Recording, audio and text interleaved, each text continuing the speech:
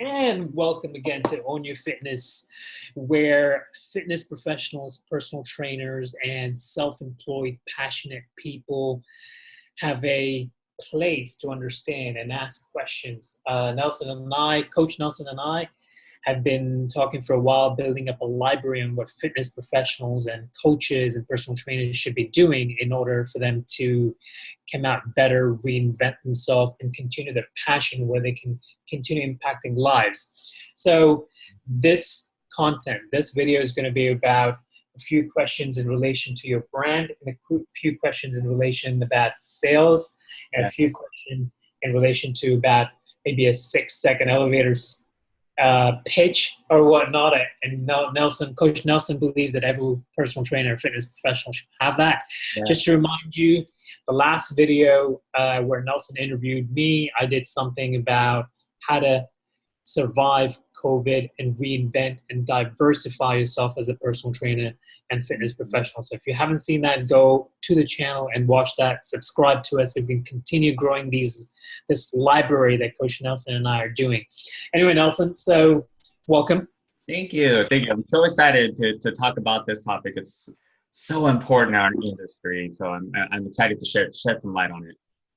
Yeah, I'm excited too because I'm going to learn a couple of things and see what I can do in my own practice, because it's good to learn from each other, Yeah. especially guys like us that have been in this particular industry for years now. So, and we have the good fortune of paying it forward to the younger guys. Absolutely. But let me ask this, the first question: how do you define branding? So when we talk about brand, typically what we have been taught is that it is synonymous with your reputation. That is not untrue. So we do have to think about your brand in terms of your niche, in terms of who you are, in terms of how you position yourself in the market, what are the actual services you provide. Now, that's usually in the context of sales and marketing. Now, why it's a difficult question to answer is because it really does depend on who's asking you. So if you're talking to another personal trainer, if you're talking to a client, yes, you can define them in the terms of sales and marketing. But if you go up to an intellectual property lawyer, if you go up to the IRS, if you go up to the government and you're trying to explain to your brand, they don't care about any of that.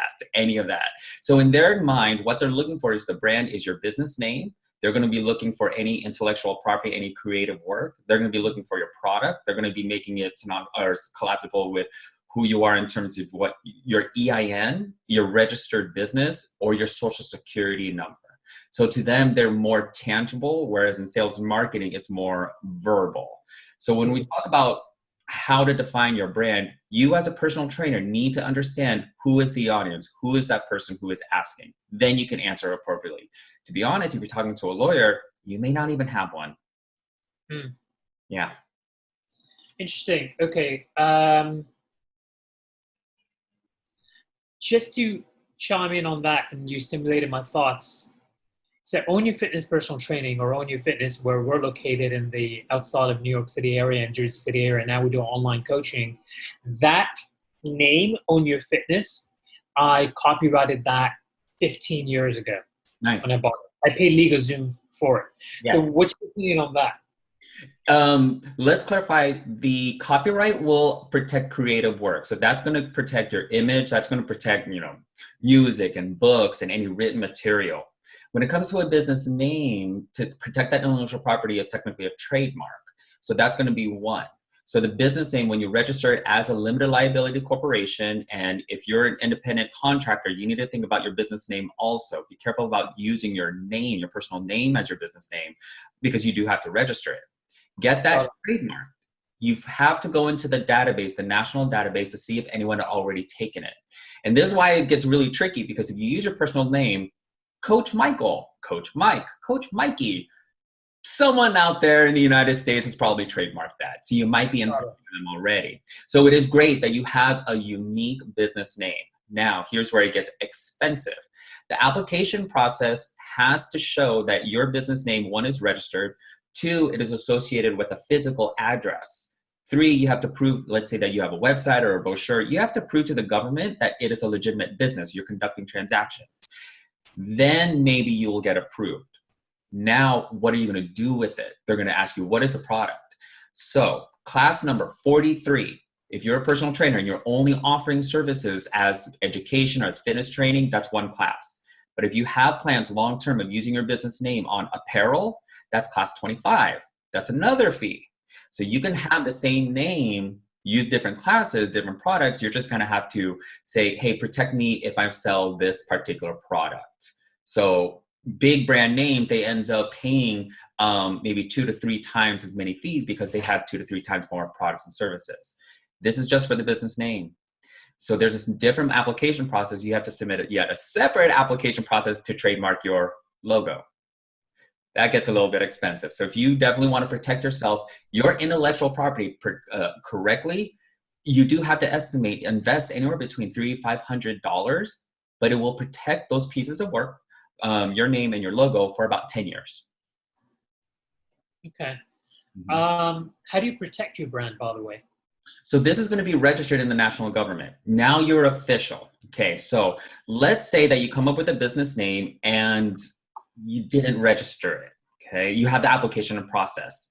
On your business name, if you put TM, that little subscript, usually that signifies out to the public that you have a trademark application in process of. It isn't until that application process, you'll know when that application process gets approved because they go back and forth with you. If you get approved, that's when you can change the TM to that registered R. That's the only time. Other than that, don't do it. You cannot use that R.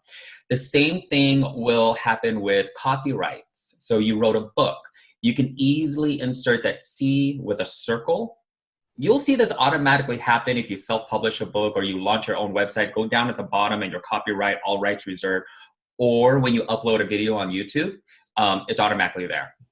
It isn't until you actually go through the process of copyright registration through the US Copyright Office, pay your fees in order to do it, prove it's associated with your brand / business name, and then you can change it to the registered R. But for the most part, let's say that you haven't registered it, the TM and the C that is circled in, that will usually deter people, but there is a possibility you could be infringing it because you may or may not have done your due diligence.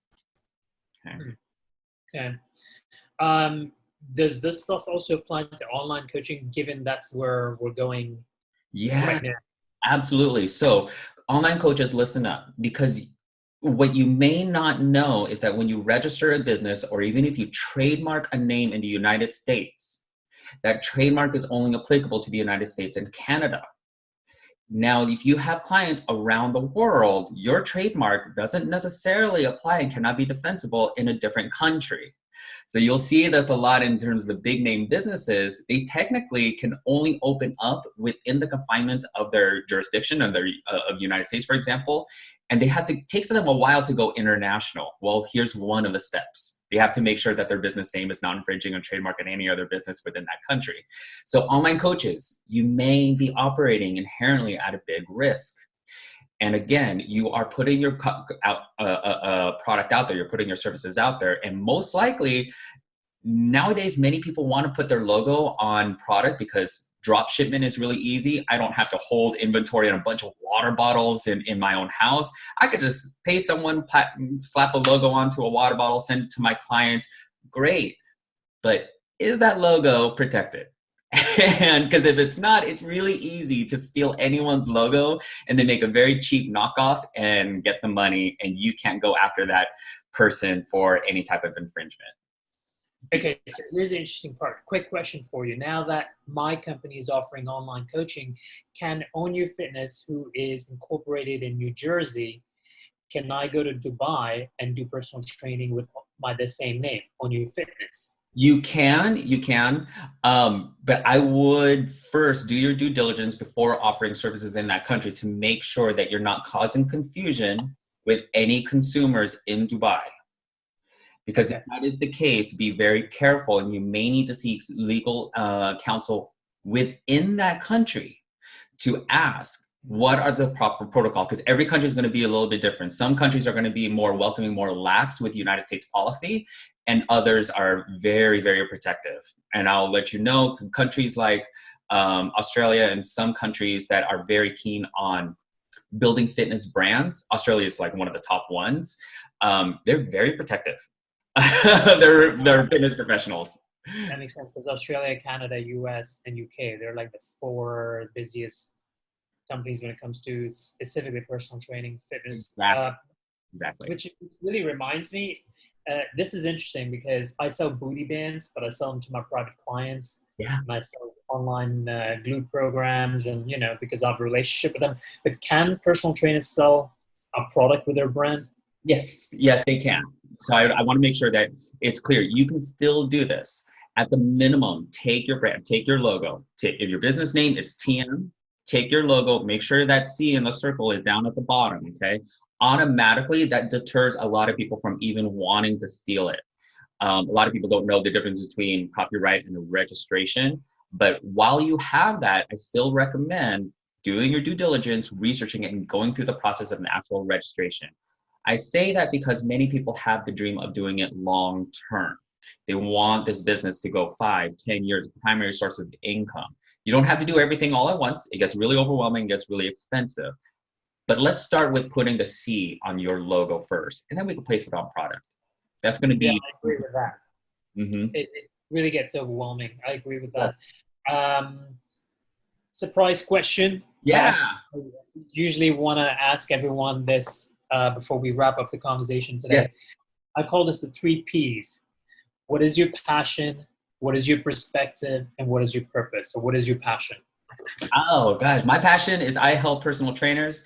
I'll do my 6-second elevator pitch. All of that, but 6-second elevator pitch summarizes all of that. So what I do, Okay. I turn personal trainers into successful business owners by providing complete education in terms of entrepreneurship. This is what Oh, wow. I'm passionate about fitness. I'm passionate about personal trainers, and I have a purpose. I want to help you guys out and really give that education that is so not common, not just in our industry, just generally speaking. I mean, everything I just said about law, I learned the hard way. If I can give a lending hand to someone else and let me explain it to someone so they can alleviate the stress and the overwhelm, let me do that for you. I totally agree. I went through the hard way too. Yeah. 6 seconds. So should all personal trainers, as professionals, have a 6-second elevator pitch? Absolutely. So personal trainers, if you're going to be working for yourself, if you're self-employed, welcome to the world of business ownership. I'm going to treat you like any other business owner from any other industry. A 6-second elevator pitch is a standard for entrepreneurs. It is a standard. And it goes back into how well can you explain who you are from if you jump on an elevator with someone, if you're at the ground floor, all the way up until the 10th floor, it takes 6 seconds. Get real quick. So it is not enough just to say, I'm a personal trainer. You're going to be like one of millions of people. No, let's talk about what makes you special. What contribution, what purpose do you have, and let that passion come out. But you got 6 seconds to do it, so I'd recommend practicing it. All right. So Nelson, Yes. Can you quickly for the audience members tell me what my pitch sounds like? Because I'm just going to go spontaneous right now. Ready? Let's do it. I help people get in shape, strong, fit, in body, in mind, and in soul. And I also mentor and teach younger personal trainers and fitness professionals on how to get better at selling their craft and their passion. It sounded like 8 seconds, 9 seconds. I gotta Yeah. See, listeners, trust me, it takes practice. It really does. And then writing it out and picking and fine tuning which words make the most impact, and then practicing it with people, practicing it with your colleagues. Yeah, it takes a little bit finesse, but trust me, it is a standard. Welcome to business, you guys. It's constant growth process. Maybe for the listeners, you and I can do a video where we role play elevators pitch, do another video on role play on sales assessment or fitness assessment. Yeah. We'll bring stuff out for you guys because Coach Nelson and I are extremely passionate about this stuff. Extremely. Yeah. This is our livelihood. This is our passion. This is our purpose. Which reminds me, the third P, which you didn't answer yet. What is your purpose? My purpose, I want to contribute and make a difference for the fitness industry. When I analyze the industry, there's so much that is missing in terms of business education. And it is my goal to make a difference and, again, help as many personal trainers as I can to give them complete education. Business is so much more than sales and marketing, you guys. So much. So let's do it together. Let's go ahead and make a difference and a significant impact for our community, ours. So That is awesome. Well, you guys heard it. Another conversation between Nelson and myself. So, Nelson, how can people find you? Yes. So my website is Coach Nelly Toriano. Find that on my Instagram handle as well as my Facebook page. If you find me on Twitter or on LinkedIn, I go by my complete name, Nelson E. Toriano. That's my proper name. Awesome. And everyone, please don't forget to subscribe, put a comment out there. We're trying to grow this channel. We're trying to grow a library for you guys. We want to help you people. We want to help fitness professionals, self-employed people. Until next time, everyone have a fantastic day and stay strong. See you guys.